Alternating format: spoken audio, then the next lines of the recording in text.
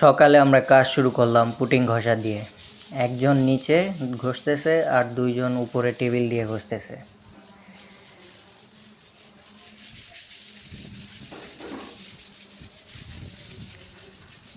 এইখানে আমাদের মিস্ত্রিরা টেবিল দিয়ে ঘষতেছে।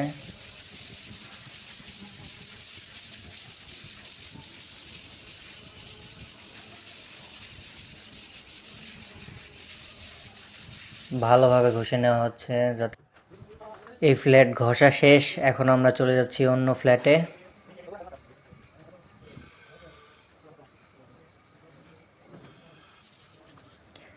এখন এই ফ্ল্যাট ঘষা হবে।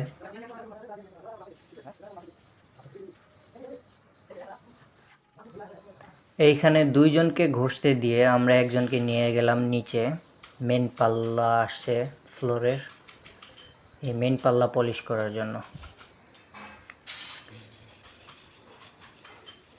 এইখানে আমরা পাল্লাগুলো প্রথমে ঘষে নিচ্ছি, ভালোভাবে ঘষে নিচ্ছি, কোনো প্রকার যাতে খড়খড়া বা কাঠের কোনো আঁশ লেগে না থাকে। পাল্লাটা একটু কাঁচা হওয়ার কারণে, একটু ভিজা হওয়ার কারণে আঁশটা একটু কম কাটতেছিল। তারপরে আমরা এগুলো ভালো করে ঝেড়ে পরিষ্কার করে নেই।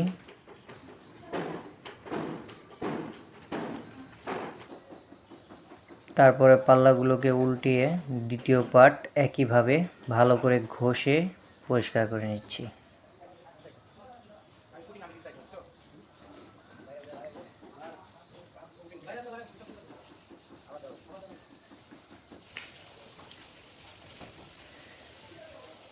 তারপরে পাল্লাগুলোকে এক জায়গায় স্তূপ দিচ্ছি।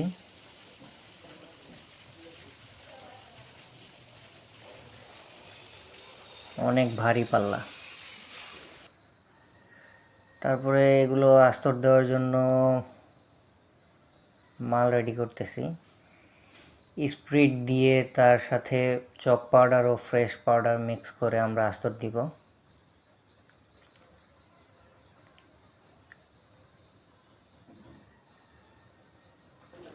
একটু ঘন করে নিচ্ছি যাতে চোষের ভিতরে ভিতরে ঢুকে যায়।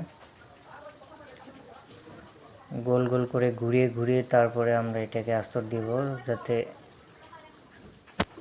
যাতে কাঠের ক্ষুদ্র ক্ষুদ্র কণার মধ্যে এই চক আর ফ্রেশ পাউডার ঢুকে যায়, ঢুকে গিয়ে গর্তগুলো পূরণ করে একদম লেভেল তৈরি করে।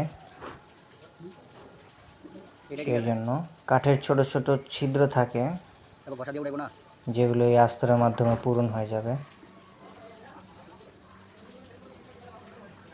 তো কাঠ যেভাবে থাকে সেইভাবে আস্তর দিতে হয়।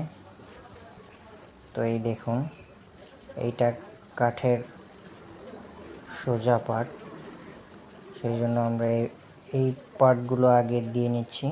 তারপরে আমরা সাইডের যে মেইন কাঠটা থাকে সেগুলোকে দেব।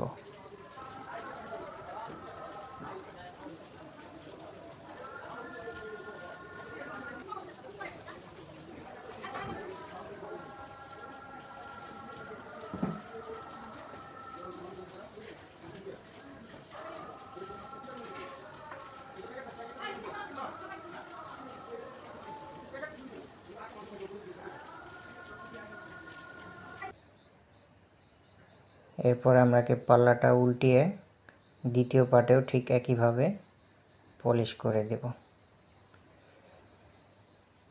তো এই হলো আমাদের আস্তর দেওয়া শেষ। এখন এটাকে আমরা শুকাইতে দেব, তারপরে এটাকে আমরা ছাড়িয়ে নেব।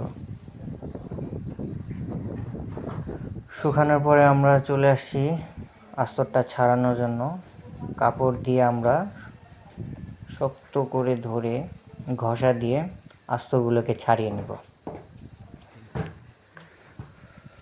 এইভাবে ভালো করে ঘষে ঘষে আস্তরগুলো ছাড়িয়ে নেব। কাঠের ভিতরে ছোট ছোট কোণার মধ্যে এগুলো যা ঢোকার ঢুকছে এবং বাকিগুলো আমরা ঝেড়ে ফেলে দেব।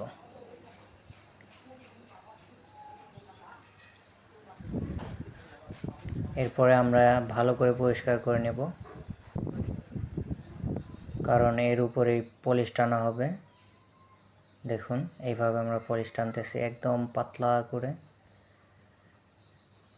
কারণ যে দরজাটা নেবে সে কাঠ কালারের পলিশ চায়, সাদা পলিশ। তো সেই জন্য আমরা একদম শুকনো ও পাতলা করে গালা টানতেছি।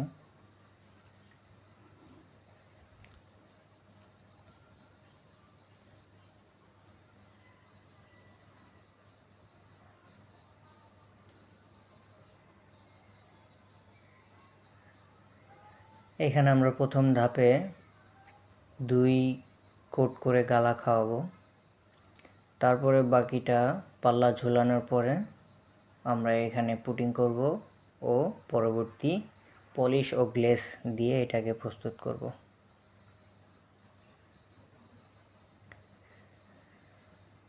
তো এটা দ্বিতীয় কোট। দেখুন দ্বিতীয় কোট দেওয়ার পরে এরকম পাল্লাটা হয়েছে, মোটামুটি ভালো একটা পাল্লা। কিছু জায়গায় ত্রুটি আছে, বাট ভালো পাল্লা, সুন্দর কালার আসবে পলিশ